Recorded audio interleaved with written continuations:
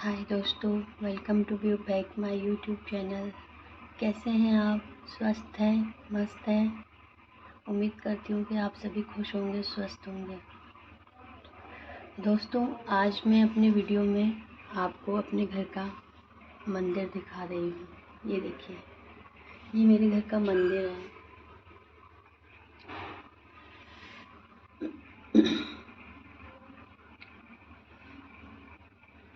ये लक्ष्मी, सरस्वती, गणेश जी की प्रतिमा है। ये मेरे घर में बजरंगबली की प्रतिमा है। ये माता शेरावाली हैं। ये देखिए, ये मेरे मदन गोपाल कान्हा जी हैं। ये विष्णु जी हैं। ये लक्ष्मी श्री यंत्र है। देखिए,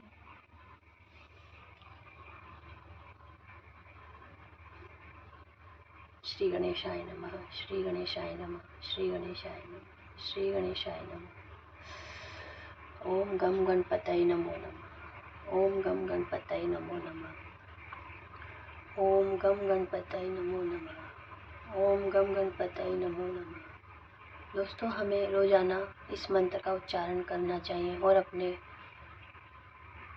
पूजा घर में जब भी हम पूजा शुरू करें तब इस मंत्र का जाप हमें शुरू करना चाहिए। सर्वप्रथम ओम गम गणपतये नमो नमः। ओम गम गणपतये नमो नमः। एक और मंत्र होता है, वो होता है दोस्तों, ओम गम गणपतये नमो नमः, श्री सिद्धि विनायक नमो नमः, अष्ट विनायक नमो नमः, गणपति बप्पा मोरिया।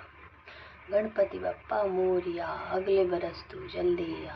आपने ये सुना ही होगा और सुनने में इतना ही खूबसूरत लगता है जितना बोलने में लगता है। ये देखिए, हमारे घर का ये मंदिर है। ये मेरी एक छोटी सी कोशिश है।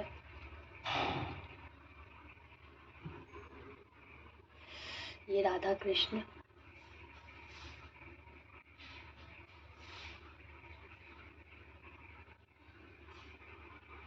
मोर पंख,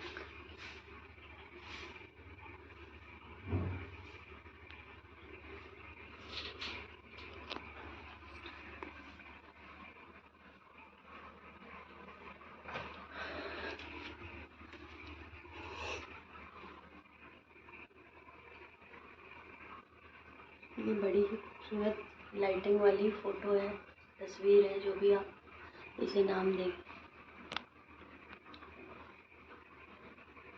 इसमें 5 से 6 कलर रिमोट के माध्यम के द्वारा बदले जा सकते हैं। अभी हमने लाल, गुलाबी, पीला, हरा, नीला ये डिसाइड कर रखा है। ये अपने आप ऑटोमेटिकली जलती रहती है।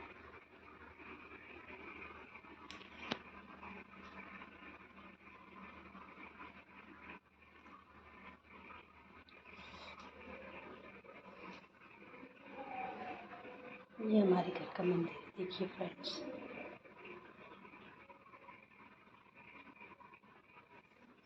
पास में ही हमने ये फिश का एक्वेरियम रख रखा है। कहते हैं कि मछलियाँ भी भगवान विष्णु का अवतार मानी जाती हैं, इसलिए हमने वास्तु के लिए कहा जाता है कि वास्तु के अनुसार घर में मछलियाँ रखना शुभ होता है। ये आई हुई विपत्ति को टालने में मदद करती हैं यदि हम इन्हें रोज़ भोजन देते हैं तो आपने देखा दोस्तों, मेरे घर का मंदिर। देखिए, मैंने अपना जो कैमरा है वो भगवान गणेश और लक्ष्मी जी के ऊपर फोकस कर रखा है, क्योंकि मैंने अपने मंदिर में भगवान गणेश की प्रतिमा स्थापित की है।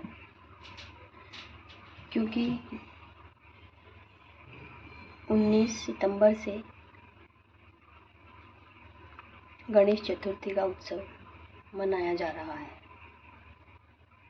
और ये 28 सितंबर तक चलेगा, यानी कि 10 दिन तक इस त्यौहार को हिंदू मनाएंगे। ऐसी मान्यता है दोस्तों कि यह उत्सव गणेश चतुर्थी जो है वो भगवान गणेश के जन्मदिन के उपलक्ष्य में मनाया जाता है। भगवान गणेश को गणेश उत्सव के इसलिए मनाया जाता है क्योंकि उनको, गणेश जी को विघ्नहर्ता के नाम से बुलाया जाता है और विघ्नों को हरने के लिए यह त्यौहार मनाया जाता है। अर्थात भक्तों के सभी बाधाओं को मिटाने वाला तथा विघ्नहर्ता का अर्थ है राक्षसों के लिए मुश्किलें पैदा करने वाला। जैसा कि नाम से स्पष्ट है कि गणेश चतुर्थी यानी कि गणेश जी से ही रिलेटेड ये त्यौहार है, यानी कि ये गणेश जी के जन्मदिन के उपलक्ष्य में हम इसे मनाते हैं। इस दिन क्या क्या होता है दोस्तों, चलिए अब वीडियो में हम आपको आगे बताते हैं। हिंदू धर्म में गणेश चतुर्थी, जिसे विनायक चतुर्थी भी कहा जाता है, समृद्धि और ज्ञान के देवता, हाथी के सिर वाले देवता गणेश के जन्म का 10 दिवसीय यह त्यौहार होता है। यह हिंदू कैलेंडर के छठे महीने भाद्रपद महीने के चौथे दिन से शुरू हो जाता है। गणेश चतुर्थी सन 2023 में 19 सितंबर से शुरू होकर 28 सितंबर तक मनाई जाएगी। इन 10 दिनों के अंदर हिंदू धर्म से जुड़े हुए व्यक्ति गणेश जी को अपने अपने तरीक़ों से पूजा अर्चना के द्वारा मनाने की कोशिश करते हैं और अपने विघ्नों को हरने के लिए उनसे प्रार्थना करते हैं। तो आपने जाना कि गणेश उत्सव क्या है। मैंने आपको इस वीडियो के माध्यम से ये समझाने की कोशिश की कि गणेश उत्सव, गणेश चतुर्थी मतलब गणेश जी का जन्मदिन सेलिब्रेट करना।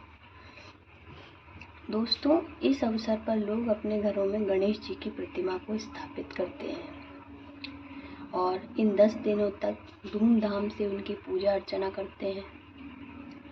और हिंदू धर्म के लोग भगवान गणेश को विघ्नहर्ता और प्रथम पूजनीय का दर्जा प्राप्त कराते हैं भगवान गणेश को। और किसी भी शुभ काम से पहले भगवान गणेश की पूजा की जाती है। गणेश चतुर्थी भगवान गणेश को समर्पित सबसे बड़ा त्यौहार माना जाता है।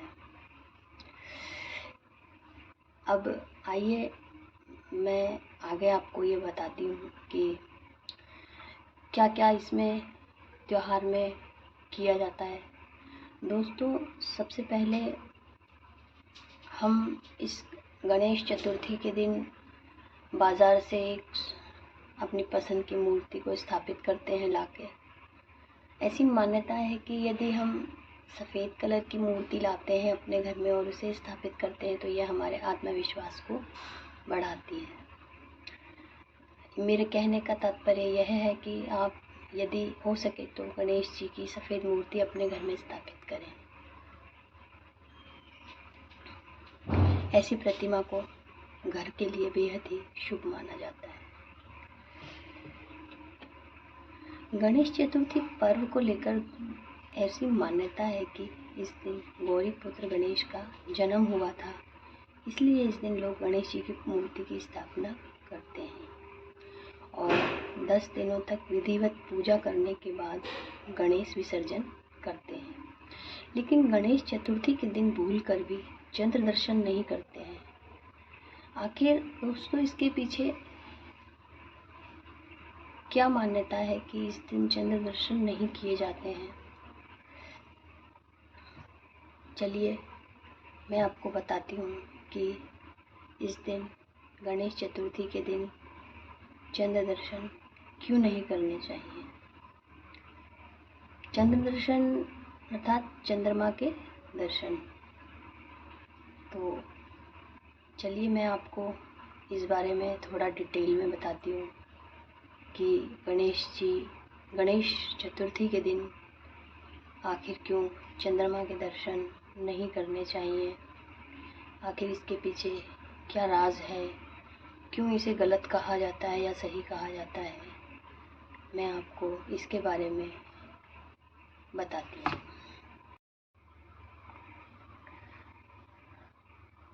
दोस्तों, गणेश चतुर्थी के दिन चंद्रमा देखना वर्जित होता है।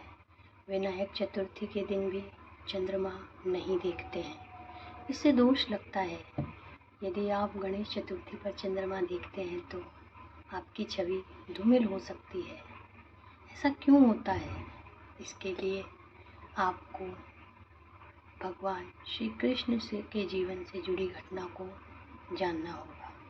गणेश चतुर्थी पर चंद्रमा देखने के बाद दोष से मुक्ति का भी उपाय है, लेकिन आखिर इसके पीछे वजह क्या है, चलिए हम आगे जानने की कोशिश करते हैं। पौराणिक मान्यताओं के अनुसार गणेश चतुर्थी के दिन चंद्रमा को देखने से व्यक्ति पर झूठा कलंक लगता है। इससे आपकी छवि धूमिल हो सकती है, आपकी प्रतिष्ठा मान सम्मान को ठेस पहुंच सकती है। जब द्वापर युग में भगवान श्री कृष्ण ने चौथ का चांद देखा था तो उन पर चोरी का झूठा कलंक लगा था, क्योंकि ऐसी मान्यता है कि गणेश जी ने चंद्रमा को श्राप दिया था। एक बार गणेश जी भोजन कर रहे थे तो चंद्रदेव उनके स्वरूप को देखकर उनका उपहास करने लगे। इस पर गणेश जी क्रोधित हो गए और चंद्रदेव को श्राप दे दिया कि तुम अपना प्रभाव खो दोगे और सभी कलाएं भी खत्म हो जाएंगी तुम्हारी। जो तुम्हें देखेगा उसे भी दोष लगेगा। बाद में चंद्रदेव ने क्षमा प्रार्थना की तो गणेश जी ने कहा कि महीने में 15 दिन तुम्हारा प्रभाव बढ़ेगा और 15 दिन तुम्हारा प्रभाव कम रहेगा। गणेश जी के श्राप के कारण चतुर्थी पर चंद्रमा का दर्शन नहीं करते हैं। तो आपने जान लिया दोस्तों कि हम गणेश चतुर्थी पर आखिर क्यों चंद्रमा के दर्शन नहीं करते हैं।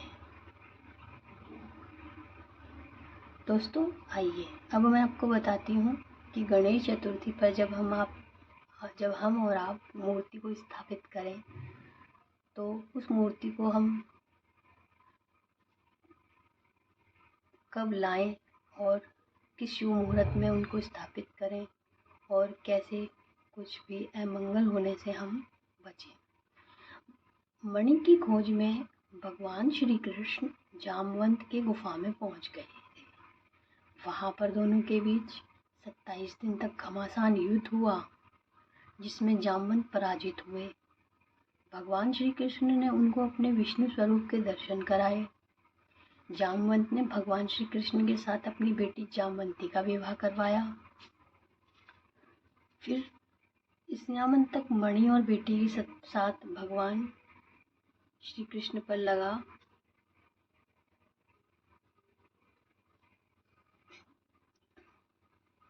भगवान श्री कृष्ण को बेटी के साथ भगवान श्री कृष्ण को विदा किया। इस तरह से भगवान श्री कृष्ण पर लगा स्नेहामंतक मणि के चोरी का आरोप झूठा साबित हो गया।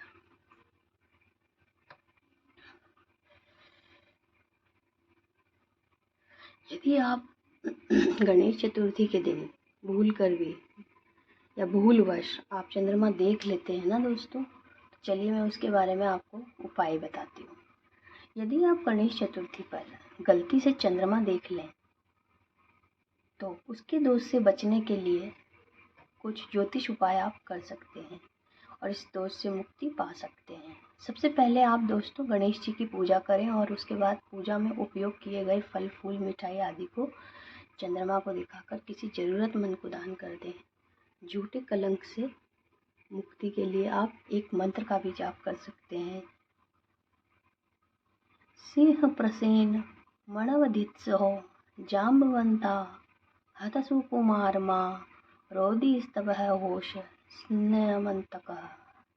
इसका उच्चारण करने से आप चंद्रमा को देखने का जो दोष आपके ऊपर लगता है उसे ख़त्म कर सकते हैं। तो आपने इस वीडियो के माध्यम से इतनी देर में ये जाना दोस्तों कि गणेश चतुर्थी पर चंद्रमा देखना अशुभ क्यों माना जाता है। आइए अब हम ये जानते हैं कि गणेश चतुर्थी की शुरुआत क्यों हुई। पेशवा युग में मराठा साम्राज्य के संस्थापक छत्रपति शिवाजी महाराज के समय में महाराष्ट्र के हर गांव और हर घर में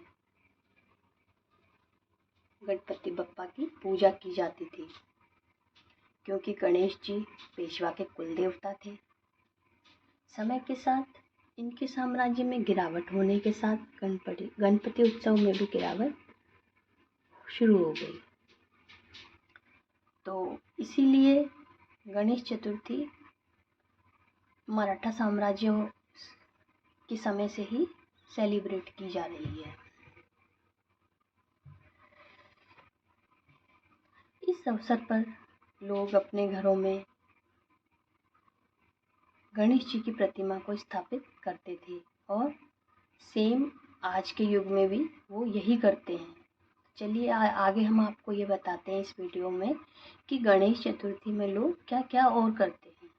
दोस्तों, इस दिन अपने घरों में लोग मूर्ति लाते हैं और उसकी स्थापना करते हैं और अपने पूरे मन से पूजा अर्चना करते हैं और 10 दिनों तक धूमधाम से ये त्यौहार हिंदू धर्म के लोग मनाते हैं। हिंदू धर्म में भगवान गणेश को विघ्नहर्ता और प्रथम पूजनीय का दर्जा दिया गया है। किसी भी शुभ काम को करने से पहले भगवान गणेश की पूजा की जाती है। गणेश चतुर्थी भगवान गणेश को समर्पित सबसे बड़ा त्यौहार होता है। इसके अलावा गणेश चतुर्थी को लेकर एक और मान्यता है। इस दिन गौरीपुत्र गणेश का जन्म तो हुआ ही था, लेकिन इस दिन लोग गणेश जी की मूर्ति की स्थापना भी करते हैं। इसके साथ ही चंद्र दर्शन नहीं करते हैं। ये तीनों चीज़ें आपने जानी इस वीडियो में। गणेश जी के पीछे की कहानी जानते हैं अब हम इस वीडियो में। देखिए दोस्तों, गणेश जी जो हैं वो शिव और पार्वती के पुत्र हैं, ये तो आप जानते ही। दोनों मानव रूप में हैं और फिर उनका सिर हाथी का है। इसका कारण उनके जन्म या अधिक रूप से उनकी रचना का अनुसरण है। उनका जन्म नश्वर प्राणियों की तरह पार्वती से नहीं हुआ था। कहा जाता है कि वह अकेली थी और वह एक बार कैलाश पर्वत पर, शायद कैलाश पर्वत की ही मान्यता मैंने सुनी है कि वो स्नान करने जा रही थी और अपने स्नान घर की देखरेख के लिए उन्हें एक ऐसा व्यक्ति चाहिए था जिसे वो डिस्टर्ब ना हो नहाने में। तो उन्होंने हल्दी से एक मूर्ति बनाई जिसे उन्होंने गणेश नाम दिया।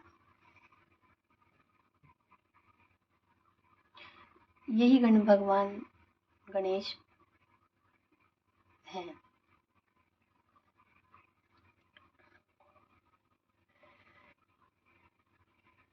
आइए जानते हैं कि गणेश भगवान को घर में रखने के कौन कौन से नियम हैं। गणेश जी की मूर्ति घर लाते समय उन्हें साफ कपड़े से ढक देना चाहिए। इसे आसन देने के बाद इसका अनावरण किया जाना चाहिए और अपने पूजा स्थान में जल से भरा कलश स्थापित करना चाहिए। मूर्ति के बाएं कंधे पर जनेऊ नामक पवित्र धमकी रखें।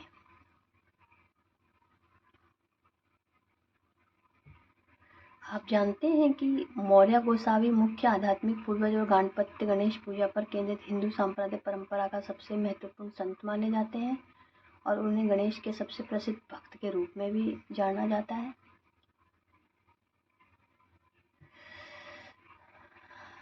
आइए दोस्तों, अब मैं आपको बताती हूँ कि ये गणेश जी जो हैं इनका जो सिर है वो हाथी का क्यों है। दोस्तों, जब गणेश ने भगवान शिव को अपने माता पार्वती के निवास में अंदर आने से मना कर दिया था, क्योंकि देवी पार्वती अंदर स्नान कर रही थी, तो शिव ने क्रोध में गणेश का सिर काट दिया। पौराणिक कथा के अनुसार हाथी पहला जानवर था जिसे भगवान ब्रह्मा ने बाद में तब पाया जब वह हाथी की तलाश में निकले। तो गणेश जी की बात को शिव जी ने टाल दिया और ज़बरदस्ती वो घुसने लगे। तो इस पर गणेश जी और भगवान शिव में युद्ध होने लगा। तो भगवान शिव ने उनकी गर्दन काट दी अवमृत हो गए थे, लेकिन यह सब देखकर पार्वती क्रोधित हो गई। तो उनके क्रोध को शांत करने के लिए शिव जी ने हाथी का सिर उनके लगा दिया, इसीलिए उनका जो सिर है वो हाथी का सिर है। चलिए अब जानते हैं कि भगवान श्री गणेश किसका अवतार है।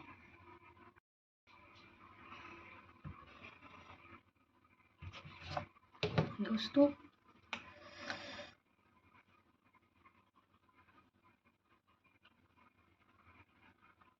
श्री गणेश किसका अवतार है? त्रेता युग में महाबली सिंधु के अत्याचारों से मुक्ति दिलाने के लिए भगवान ने मयूरेश्वर के रूप में अवतार लिया था।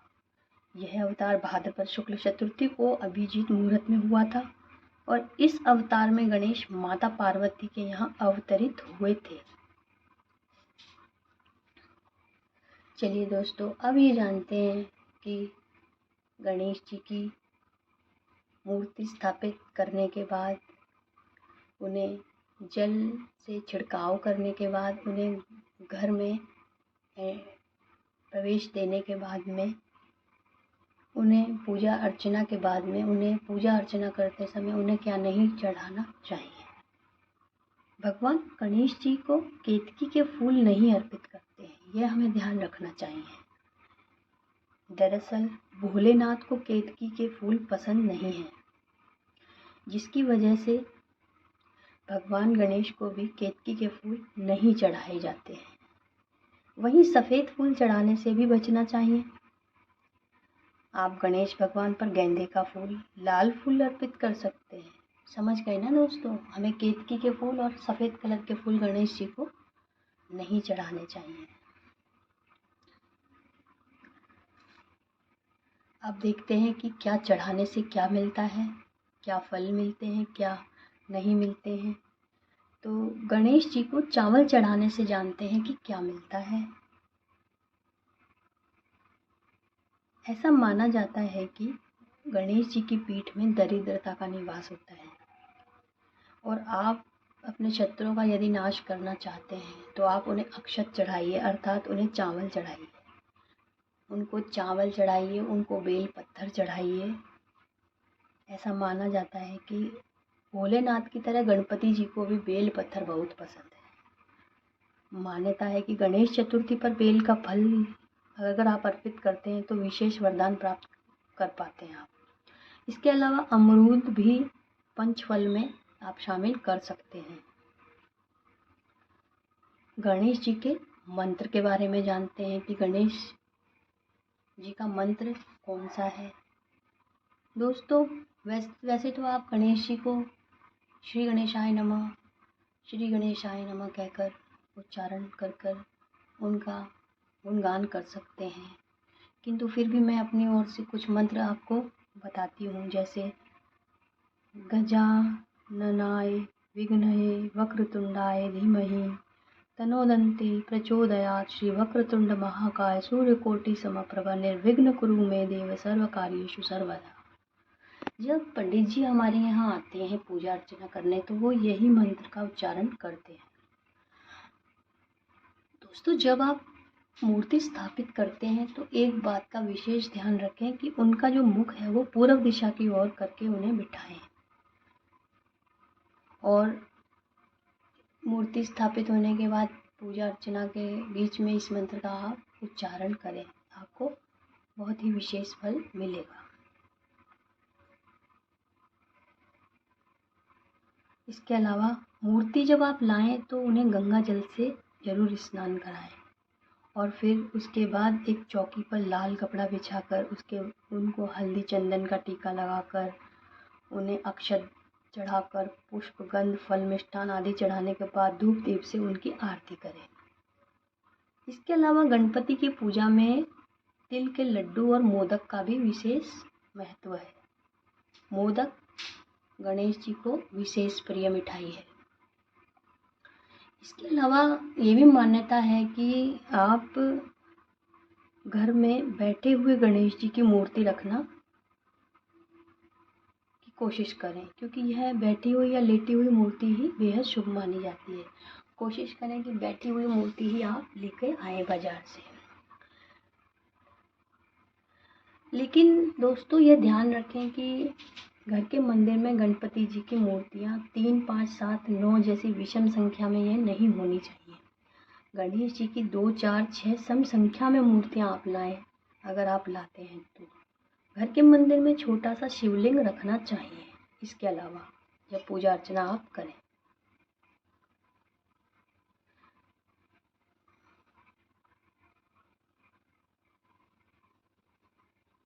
दोस्तों मेरे पास एक सवाल आया है कि क्या हम गणेश जी गिफ्ट में दे सकते हैं किसी को। आप किसी ऐसे व्यक्ति को गणेश कलाकृति भी उपहार में दे सकते हैं जिनका जन्मदिन है या जिनके घर में गृह प्रवेश हो रहा है। उन्हें आप शुभकामनाओं के रूप में ये गणेश जी की गिफ्ट कर सकते हैं।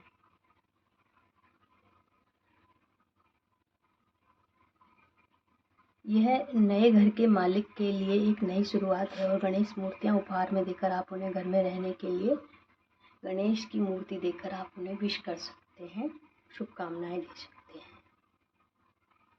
क्या आप जानते हैं कि बुद्धि के देवता भी गणेश जी ही माने गए हैं। इनकी पूजा करने पर भक्त को बुद्धि से संबंधित भी शुभ फल मिलते हैं। यानी कि बुद्धि के देवता कौन है दोस्तों? गणेश भगवान।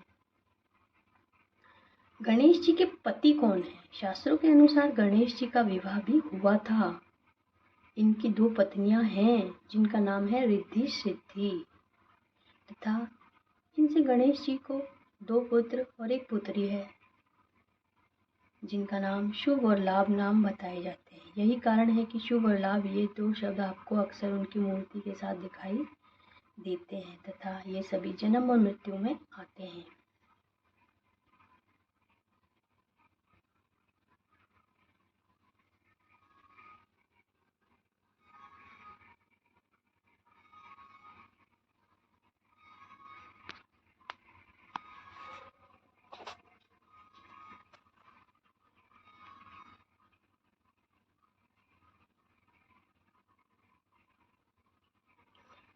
चलो अब मैं आपको बताती हूँ फ्रेंड्स कि गणेश अपने 4 हाथों में क्या क्या धारण करते हैं। वे अपने बाएं हाथ में मिठाई का कटोरा रखा हैं, जैसे खाने के लिए उनकी सूंड उनकी ओर बढ़ती है। उनके वो बाएं और हाथ में माला होती है। उनके ऊपरी दाहिने हाथ में फंदा या कोई हथियार होता है। उनके निचले दाहिने हाथ में एक टूटा हुआ दांत रखा होता है।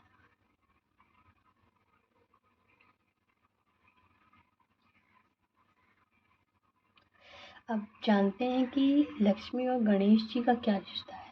आखिर क्यों दिवाली पूजन पर भी इन दोनों की ही पूजा क्यों की जाती है। गणेश को पुत्र रूप में पाकर माता लक्ष्मी बहुत प्रसन्न हुई और उन्होंने गणेश जी को यह वरदान दिया कि जो भी मेरी पूजा के साथ तुम्हारी पूजा नहीं करेगा मैं उसके पास नहीं रहूँगी। इसलिए सदैव लक्ष्मी जी के साथ उनके दत्तक पुत्र भगवान गणेश की पूजा की जाती है।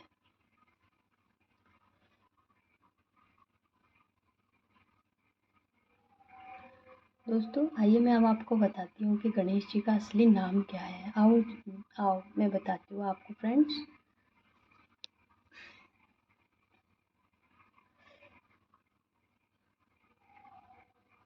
कहते हैं कि भगवान गणेश जी की मस्तक या सिर कटने के पहले उनका नाम विनायक था, परंतु जब उनका मस्तक काटा गया तो फिर उसे हाथी का सिर लगा गया तो सभी उन्हें गजानन कहने लगे।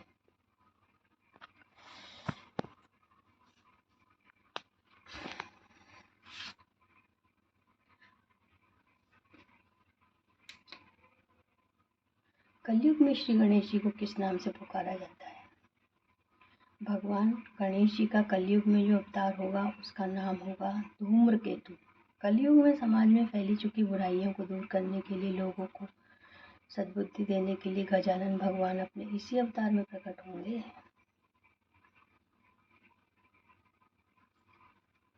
आइए अब जानते हैं कि गणेश जी को खुश करने के लिए क्या क्या करना चाहिए। गणेश जी बुद्धि के देवता माने गए, पार्वती के पुत्र कहलाए, वे गजानन कहलाए, वे विनायक कहलाए। अब हम ये जानने की कोशिश करेंगे कि पूजा अर्चना करते समय हम उन्हें खुश कैसे करें। वैसे तो दोस्तों भगवान जी को मन से याद करने से ही खुश हो जाते हैं, लेकिन फिर भी मैं आपको अपनी ओर से कुछ ऐसे बातें बताऊंगी।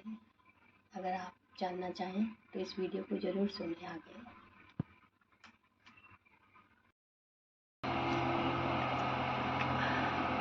आइए जानते हैं कि गणेश जी को कैसे खुश करें। गणेश जी को खुश करने का सबसे सस्ता आसान उपाय है दोस्तों दुर्वा। उन्हें दुर्वा अर्पित करिए, क्योंकि गणेश जी को प्रिय है वो, और दुर्वा में अमृत मौजूद होता है, इसीलिए गणेश जी को दुर्वा पसंद है। दूसरा दोस्तों, उन्हें लड्डू खाना बहुत पसंद है। तीसरा, उन्हें मोदक पसंद है। तो यदि आप मिष्ठान से गणेश जी को प्रसन्न करना चाहते हैं तो लड्डू और मोदक उन्हें सर्वप्रिय है। दोस्तों इसके अलावा जब भी आप सुबह उठें तो उनके कई नाम हैं, लंबोदराय, गजानन, विनायक। उन्हें किसी भी नाम से पुकारें, उन्हें उनके मंत्रों का जाप करें, ऐसे भी वो आपसे खुश हो सकते हैं। अगर आपके पास धन है तो रोज़ गणेश जी को कोई ना कोई फल जरूर खिलाएं।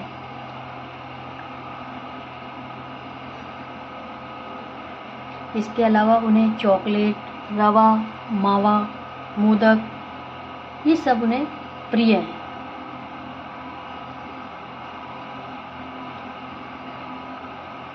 गणेश भगवान का प्रतीक चिन्ह दोस्तों स्वास्तिक माना गया है। पूजा में सबसे पहले गणेश जी का प्रतीक चिन्ह स्वास्तिक बनाया जाता है। इस कारण पूजन की शुरुआत में स्वास्तिक बनाने की परंपरा भी है। स्वास्तिक बनाकर पूजा करने से सभी धर्म कर्म सफल होते हैं, ऐसी मान्यता है। और हम जिन मनोकामनाओं के लिए भगवान गणेश जी का पूजन करते हैं, वे मान्यताएं, वे इच्छाएं भगवान पूरी करते हैं। दोस्तों वे एक बहुत ही ताकतवर देवता हैं। एकमात्र वही हैं जिन्हें कोई हरा नहीं सकता है। वे हैं त्रिदेव, उनकी माता आदिपराशक्ति, अन्यथा इंद्र, यम, अग्नि और वायु जैसे देवता उनका मुकाबला कर ही नहीं सकते। यहाँ तक कि उन्होंने ब्रह्मदेव के पुत्र सिंधुरा को भी हरा दिया है।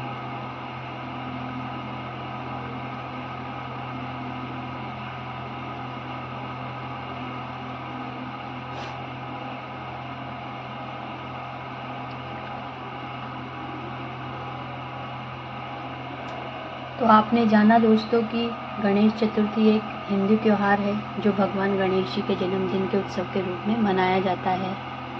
और इस दिन मिट्टी की मूर्तियों को लोग स्थापित करते हैं अपने घर में और भगवान जी की पूजा अर्चना करते हैं, घर को साफ करते हैं और मूर्ति का स्वागत करते हैं, दुर्वा घास उन्हें भेंट करते हैं, करंजी चढ़ाते हैं। इस तरह से पूजा अर्चना करते हैं। अब आइए जानते हैं गणेश जी को कौन सा रंग अच्छा लगता है। दोस्तों गणेश जी को सफ़ेद रंग बहुत अच्छा और प्रिय है। सफ़ेद रंग को पवित्रता का प्रतीक भी माना गया है। इसके अलावा पूजा के दौरान आप लाल रंग के कपड़े पहन सकते हैं, क्योंकि गणेश जी को लाल रंग भी बहुत पसंद है। गणपति को हरे रंग की दुर्वा प्रिय है, इसीलिए आप हरे रंग के कपड़े भी डाल सकते हैं।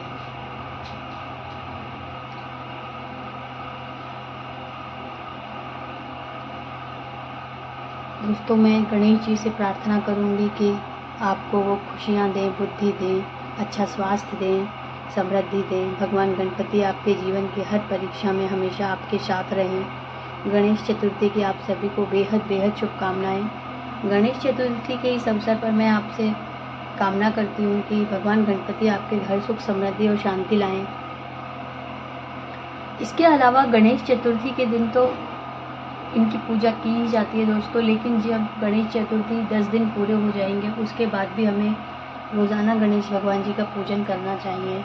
बुधवार के दिन सुबह जल्दी उठकर स्नान ध्यान करके साफ कपड़े पहन लें। इस दिन हरे रंग के कपड़े पहने वो ज़्यादा शुभ माना जाता है। इसके बाद पूर्व उत्तर की तरफ मुँह करके बैठ जाएं और पूजा शुरू कर दें और पूजा की सामग्री के साथ उनका पूजन अर्चन करें।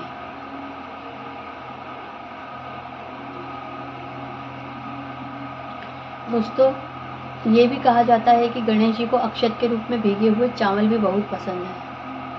यदि उसमें पीला हल्दी मिला लिया जाए तो वो और भी बढ़िया बात है। भगवान गणेश जी को सफ़ेद रंग की चीज़ें नहीं चढ़ानी चाहिए, क्योंकि सफ़ेद चीज़ें चंद्रमा से रिलेटेड होती हैं। चंद्रदेव ने एक बार भगवान गणेश के रूप का उपवास किया था, इसीलिए वे उनको सफ़ेद चीज़ें नहीं चढ़ाते हैं।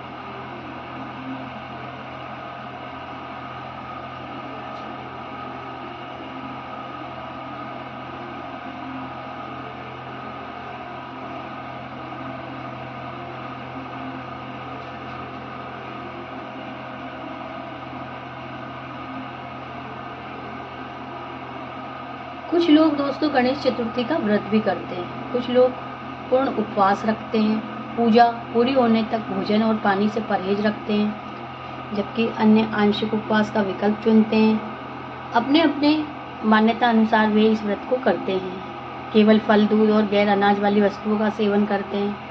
ऐसा माना जाता है कि उपवास शरीर और मन को शुद्ध करता है, जिससे भक्तों को देवता के साथ अधिक गहराई से जुड़ने का मौका मिलता है।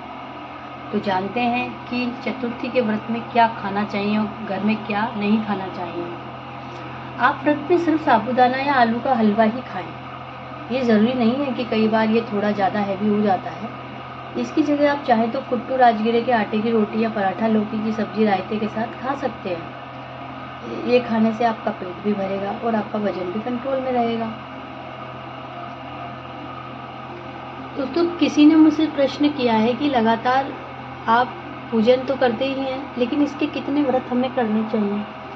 21 बुधवार, ये व्रत 21 बुधवार के होने चाहिए। आप लगातार 21 बुधवार व्रत रखकर भगवान गणेश को प्रसन्न कर सकते हैं।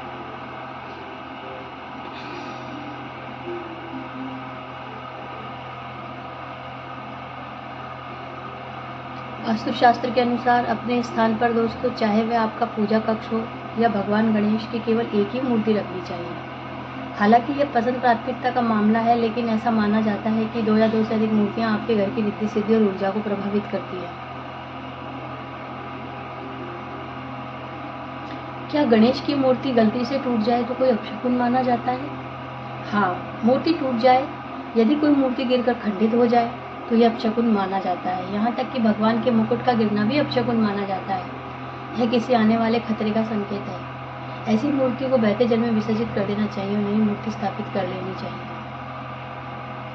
दोस्तों, आइए अब मैं आपको एक बूढ़ी माई की कहानी सुनाती हूँ। एक बुढ़िया माई थी, मिट्टी के गणेश जी की पूजा करती थी रोजाना, और रोज बनाए रोज गल जाए।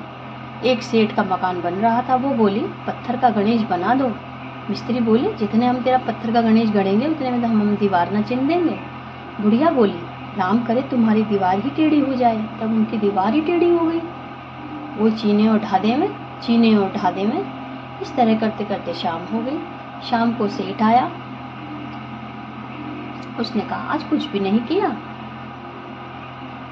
वो कहने लगे, एक बुढ़िया आई थी, वो कह रही थी मेरे पत्थर के गणेश गढ़वा दो, और हमने नहीं गढ़े तो उन्होंने कहा तुम्हारी दीवार टेढ़ी हो जाए। तब से दीवार सीधी बनी नहीं रही है, बनाते हैं तो ढह जाती है।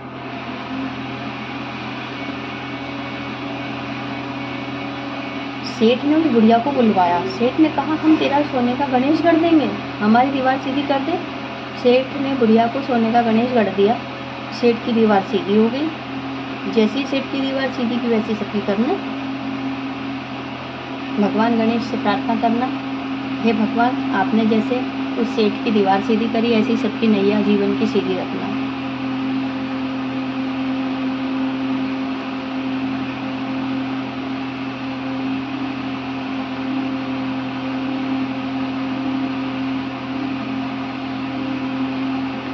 गणेश ने केले के पेड़ से शादी क्यों की थी गणेश भगवान जी? चलिए इसके बारे में भी हम आपको बताएंगे।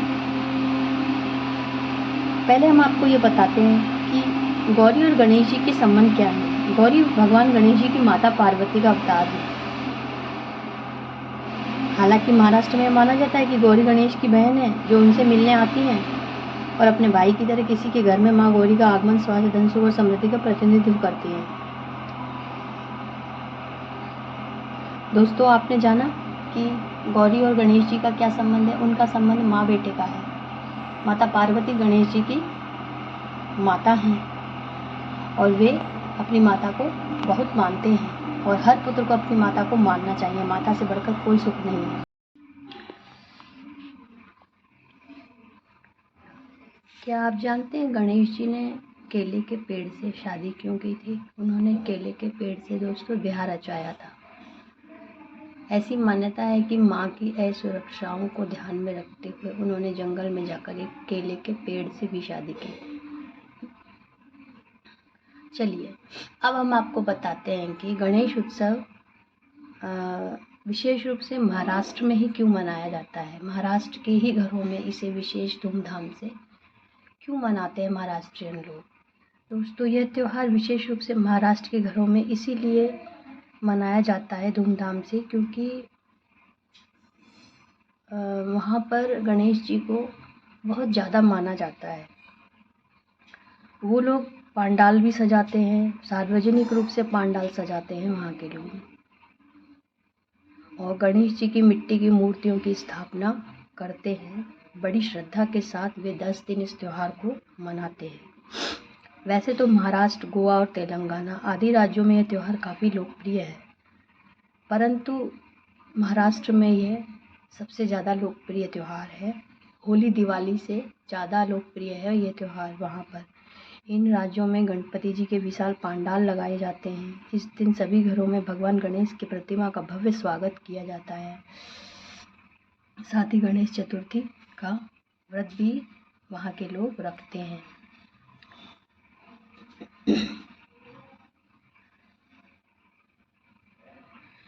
और इसके बाद महाराष्ट्र के लोग ऐसे में उनकी पूजा अर्चना कर सुख समृद्धि का आशीर्वाद प्राप्त करते हैं। 19 सितंबर से 28 सितंबर तक महाराष्ट्र में भी उत्सव मनाया जा रहा है और ये 10 दिन का त्यौहार वहाँ पर बड़ी धूमधाम से मनाया जाएगा। वैसे तो यह त्यौहार अब पूरे देश में मनाया जाता है, लेकिन हमेशा से यह त्यौहार स्पेशली महाराष्ट्र क्षेत्र में ही धूमधाम से मनाया जाता है। आप जानते हैं महाराष्ट्र में सबसे बड़ा गणपति कौन सा है? जी, सिद्धिविनायक मंदिर, मुंबई स्थित गणेश मंदिर है ये। ऐतिहासिक अभिलेखों से पता चला है कि संस्कृति और राष्ट्रवाद को बढ़ावा देने के लिए महान मराठा शासक छत्रपति शिवाजी महाराज द्वारा महाराष्ट्र में गणेश चतुर्थी उत्सव की शुरुआत की गई थी। क्योंकि गणेश चतुर्थी महाराष्ट्र का सबसे महत्वपूर्ण त्यौहार इसीलिए बनकर रह गया क्योंकि यह त्यौहार प्रमुख देवता गणेश के जन्म का उत्सव है और गुड़ी पड़वा का चैत्र प्रतिपदा महाराष्ट्र का फसल उत्सव है। आखिर ये त्यौहार वहाँ पर इतनी धूमधाम से क्यों मनाया जाता है, चलिए जानते हैं। इस दिन गणेश जी धरती पर आकर भक्तों की मनोकामनाएं पूरी करते हैं। गणेश जी की पूजा अवधि 10 दिन तक चलती है। इसे गणेश महोत्सव वहाँ पर कहते हैं। इसमें गणेश जी धरती पर निवास करते हैं। अनंत चतुर्दशी तक गणेश महोत्सव चलता है। इस बार गणेश चतुर्थी का पर्व 19 सितंबर यानी आज से आरंभ हो रहा है और 28 सितंबर तक रहेगा। इस उत्सव की शुरुआत शिवाजी महाराज के बाल्यकाल में उनके माँ जीजाबाई द्वारा की गई थी। आगे चलकर पेशवाओं ने इस उत्सव को बढ़ाया और लोकमान्य बाल गंगाधर तिलक ने इसे राष्ट्रीय पहचान दिलाई है। महाराष्ट्र में गणेश उत्सव के रंग सीरीज की अगली कड़ी में आज हम आपको बताने जा रहे हैं कि कैसे शुरू हुई गणेश उत्सव की यह परंपरा। हालांकि गणेश चतुर्थी की उत्पत्ति अज्ञात है, लेकिन वर्ष 1993 में महाराष्ट्र में राजनीतिक कार्यकर्ता बाल गंगाधर तिलक द्वारा यह उत्सव शुरू किया गया था। यह हिंदू राष्ट्रवादी पहचान बढ़ाने और बनाने के लिए ही एक साधन प्रदान कर रहा था। यह फेस्टिवल अर्थात बाल गंगाधर तिलक इन्होंने जो है वो राष्ट्रीय जागरण के लिए 1894 में गणेश उत्सव की शुरुआत की थी।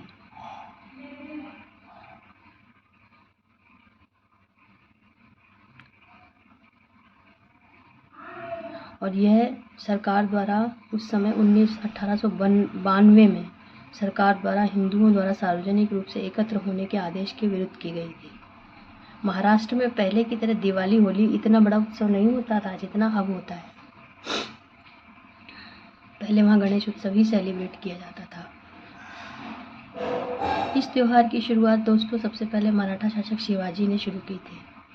वो स्वतंत्रता सेनानी लोकमान्य तिलक ही थे जिन्होंने एक सार्वजनिक कार्यक्रम बनाने के लिए प्रेरणा प्रदान की। इसके पीछे का मकसद सभी धर्म के लोगों को ब्रिटिश शासन के खिलाफ एकजुट करना था। तो आपने जाना कि महाराष्ट्रियन लोग सबसे ज़्यादा गणेश उत्सव को महत्व क्यों देते हैं। अब जानते हैं कि गणेश जी को घर में स्थापित करने के बाद, उनकी पूजा अर्चना करने के बाद, उन्हें उनकी प्रिय वस्तु भेंट करने के बाद, पूजा अर्चना करने के बाद, उन्हें खुश करने के बाद, उनके मंत्रों का जाप करने के बाद आखिर उनका विसर्जन क्यों कर दिया जाता है पानी में। यह जब माना जाता है कि भगवान गणेश के जन्म चक्र को दर्शाने के लिए किया जाता है। जैसे कि वह मिट्टी और पृथ्वी से बनाए गए थे और वैसे ही उनकी प्रतीकात्मक मूर्ति भी है। मूर्ति को पानी में विसर्जित किया जाता ताकि गणेश भक्तों के घर या मंदिर में रहने के बाद वह अपने घर लौट सके।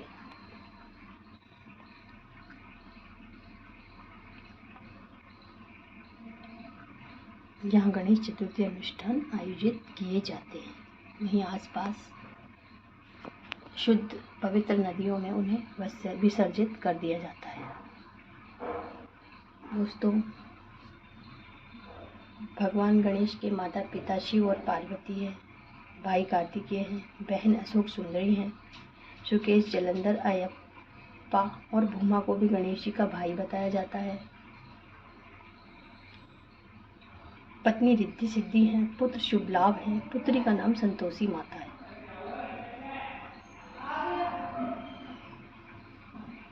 और उनके भाई कार्तिकेय हैं, उनकी बहन अशोक सुंदरी हैं।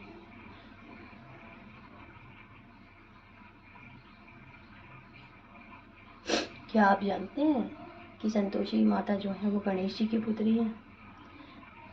गणेश जी की मानस पुत्री हमेशा संतोषी माता ही रही है और वह सभी इच्छाओं को पूरी करने वाली भी है। इसी प्रकार संतोषी माँ संतुष्टि की माँ कहलाती है। फिर गणेश जी के स्वर्गीय निवास से पृथ्वी पर स्थानांतरित हो जाती है, जहाँ देवी के भक्त सत्यवती की कहानी बताई जाती है।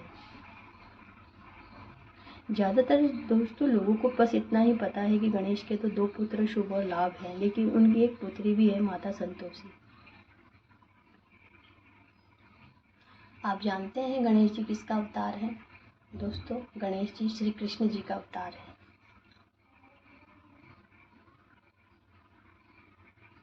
आखिर गणेश जी ने 2 शादियाँ या 2 क्यों की थी? 2 शादियाँ क्यों की थी? उनकी 2 पत्नियाँ क्यों थी?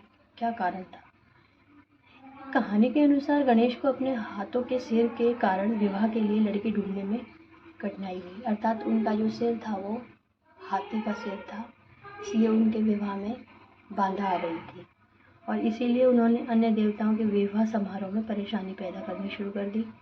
देवताओं ने ब्रह्मा से मदद मांगी, जिन्होंने तब रिद्धि सिद्धि का निर्माण किया और उनका विवाह गणेश से करा दिया। दोस्तों, आज मैं आपको एक टॉपिक पर थोड़ा सा और डिटेल में बताऊंगी कि वैसे तो यह पर्व पूरे देश में मनाया ही जाता है। ये महाराष्ट्र में और किस प्रकार से धूमधाम से इसे मनाते हैं, मैं इसे थोड़ा सा और डिटेल में आपको समझाऊंगी और बताऊंगी। गणेश उत्सव महाराष्ट्र का एक मुख्य त्यौहार है, लेकिन अब इसकी धूम समूचे भारत में हो गई है। हर साल महाराष्ट्र के बाहर दूसरे राज्यों में भी गणेश की मूर्तियाँ स्थापित होने लगी हैं। इस महोत्सव के बारे में एक बात हैरानी होगी जानकर आपको कि शायद पहले ऐसा धार्मिक त्यौहार है जिसका महत्व पौराणिक से कहीं ज़्यादा ऐतिहासिक है। गणेश चतुर्थी वैसे तो ज्योतिष गणनाओं के आधार पर तय की जाती है, लेकिन इस महोत्सव की जड़ें भारत के इतिहास से जुड़ी हुई हैं।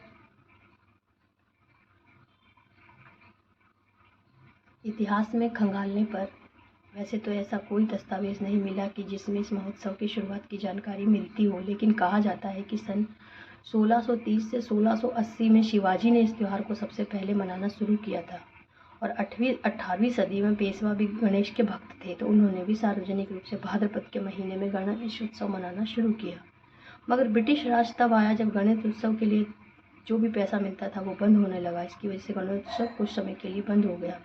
इसके बाद स्वतंत्रता सेनानी बाल गंगाधर तिलक ने इसका महोत्सव को दोबारा शुरू किया।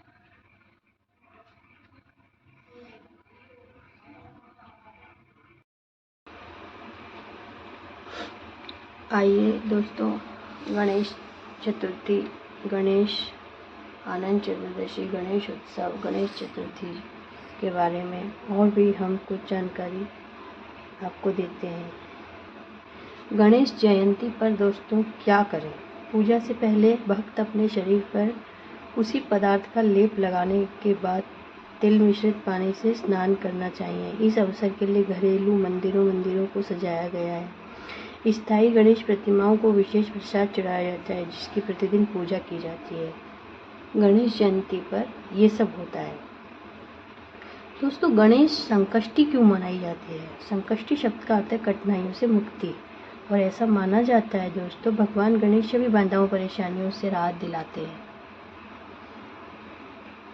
इसीलिए संकष्टी चतुर्थी का अर्थ चंद्र कैलेंडर का चौथा दिन है, जो लोगों को कठिनाइयों से मुक्ति दिलाता है।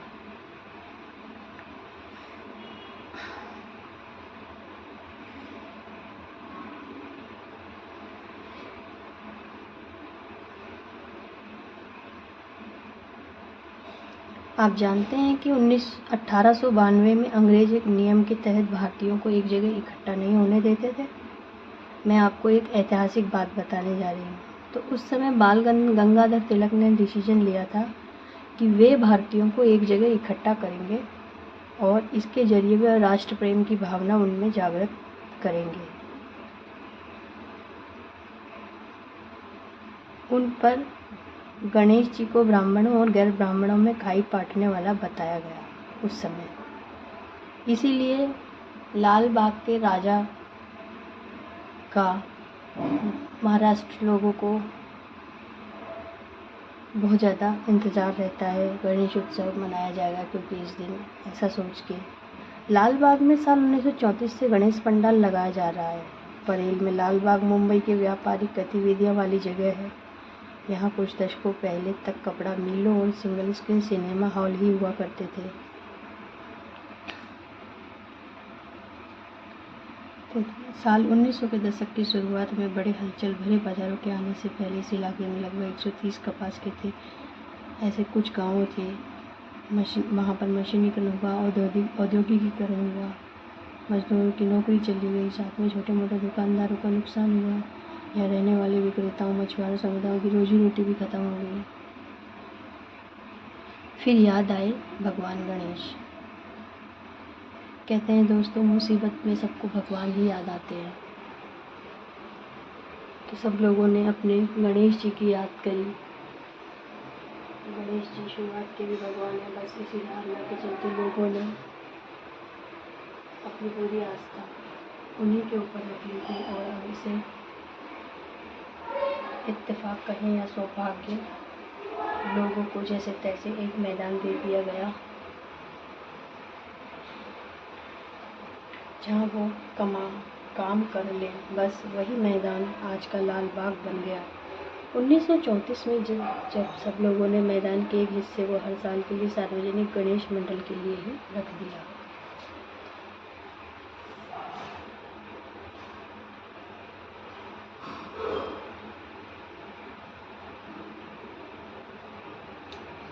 दोस्तों, हमें गणेश उत्सव जब चालू होता है 10 दिन के लिए, हमें कुछ चीज़ों का त्याग कर देना चाहिए, जैसे कि हमें लहसुन प्याज, तामसिक चीज़ें, मांस मदिरा, इन सब से बचना चाहिए। शुद्ध और सौहार्दपूर्ण भोजन लेना चाहिए, क्योंकि इससे भगवान गणेश नाराज हो सकते हैं यदि आप ऐसा नहीं करते हैं तो। महाराष्ट्र में ही गणपति क्यों मनाया जाता है? आइए जानते हैं। ऐतिहासिक अभिलेखों के अनुसार महान मराठा नेता छत्रपति शिवाजी महाराज ने राष्ट्रवाद की भावना को बढ़ावा देने के लिए महाराष्ट्र में गणेश चतुर्थी उत्सव की शुरुआत की। उत्सव के आखिरी दिन गणेश विसर्जन की परंपरा भी रखी। आप सभी जानते हैं कि भगवान गणेश जी पृथ्वी पर आज दूसरा दिन है और लोग गणपति को प्रसन्न करने के लिए उनकी पूजा अर्चना कर रहे हैं। बस एक दिन बाद यानी बस 8-9 दिन के बाद में वे अपने घर को लौट जाएंगे, अर्थात उनका विसर्जन कर दिया जाता है और फिर वह अगले साल वापस आएंगे। ऐसा माना जाता है कि जिस रूप में आज गणेश मनाया जाता है उसकी शुरुआत तो लोकमान्य तिलक जी ने पहले ही कर दी थी। इन्होंने गणपति को पूजा पाठ और कर्मकांड से बाहर निकालकर राष्ट्रीय एकता जागरण का प्रतीक बना दिया। हालांकि यह उत्सव पहले से प्रचलित था, पर 1893 में तिलक से ने सभी धर्मों और संप्रदाय के लोगों को एकजुट कर अन्याय के खिलाफ उठाने और सामाजिक सांस्कृतिक जागृति लाने का एक बड़ा जरिया बनाया। उत्सव में सभी धर्म के लोगों की भागीदारी होती थी। 10 दिन के उत्सव में सभी अनंत चतुर्दशी को भी सेलिब्रेट करते थे। गणपति की विदाई उत्सव गणपति बप्पा मोरया के नारे, बस गणपति बप्पा मोरया, अगली बरस तू जल्दी आ, इस तरह के नारे उन्हें उद्योग से संपन्न होते थे। उत्सव में सभी धर्मों के लोगों की भागीदारी तो होती ही थी।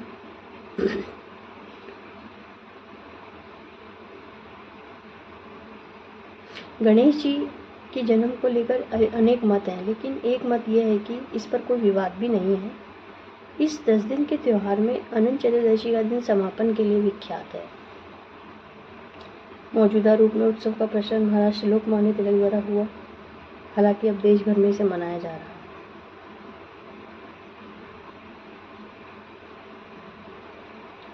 यानी कि अनंत चतुर्दशी के दिन गणेश उत्सव का समापन होता है। हर साल अनंत चतुर्दशी आती है और इस उत्सव को लोग धूमधाम से मनाते हैं, भगवान गणेश का विसर्जन करते हैं।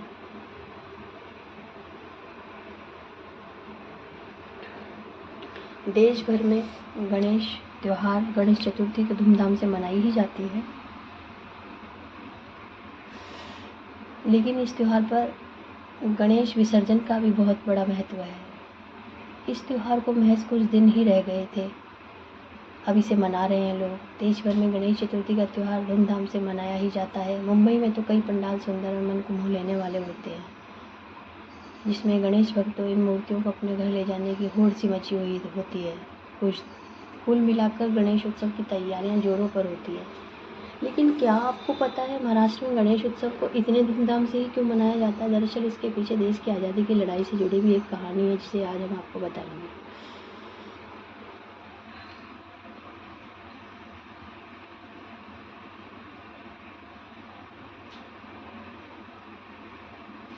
दरअसल गणेश मनाने की परंपरा पेशवाओं ने शुरू की थी। माना जाता है कि पेशवा सवाई माधव राव के शासन के दौरान पुणे के प्रसिद्ध शनिवार वाड़ा नामक राजमहल में भव्य गणेशोत्सव मनाया जाता था। यहीं से गणेश उत्सव की शुरुआत हुई। इसके बाद 1890 में स्वतंत्रता आंदोलन के दौरान बाल गंगाधर तिलक अक्सर जगह जगह बड़े बड़े पंडाल बनाते थे, जहाँ लोग इकट्ठे होते थे और भगवान गणेश की पूजा अर्चना करते थे। हालांकि इसके पीछे एक और कारण है। वे ये उत्सव के जरिए राष्ट्रभाव की भावना लोगों में जागृत करने की कोशिश कर रहे थे। वे सोचते थे कि अगर मैं लोगों को इस तरह से इकट्ठा करूं तो उनके मन में विचार आएगा, देश के प्रति प्रेम बढ़ेगा। और इसीलिए महाराष्ट्र में गणेशोत्सव को इतने बड़े पैमाने पर मनाने की शुरुआत बाल गंगाधर द्वारा शुरू की गई थी।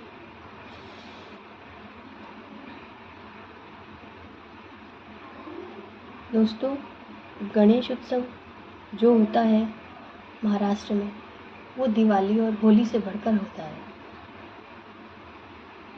आइए थोड़ी पूजा के बारे में बात कर लेते हैं। गणेश चतुर्थी की पूजा करने से पहले हम आपको बता दें कि इस दिन नई मूर्ति ही लोग लाते हैं अपने घर में और उसे अपने देव स्थान या मंदिर में स्थापित करते हैं, और इसके लिए कई बातों का विशेष रूप से ध्यान रखा जाता है। अगर आप मूर्ति ना ला पाए तो एक साबुत पूजा सुपारी को भी गणेश जी का स्वरूप मानकर रख सकते हैं। आइए मैं बताती हूँ आपको कि गणेश जी की पूजा के लिए क्या क्या सामग्री लगती है। जैसे शुद्ध जल, दूध, दही, शहद, घी, चीनी, पंचामृत, वस्त्र, जनेऊ, मधु, पर्क, सुगंध, चंदन, रोली, सिंदूर, अक्षत, फूल, माला, बेलपत्र, धूप, शमी पत्र, गुलाल, आभूषण, सुगंधित तेल, धूप पत्ती, दीपक, प्रसाद, फल, गंगाजल, पान, सुपारी, रुई और कपूर। दोस्तों, इन सामग्रियों का उपयोग करके हम भगवान गणेश की पूजा अर्चना कर सकते हैं। तो इसी के साथ दोस्तों मैं अपना यह वीडियो जो गणेश जयंती, गणेश चतुर्दशी के लिए बनाया था, मैं अब वह संपन्न करके आप सभी से विदा लेती हूँ। मिलते हैं मेरे अगले वीडियो में। आपको गणेश उत्सव की बहुत बहुत बधाइयाँ। नमस्कार दोस्तों।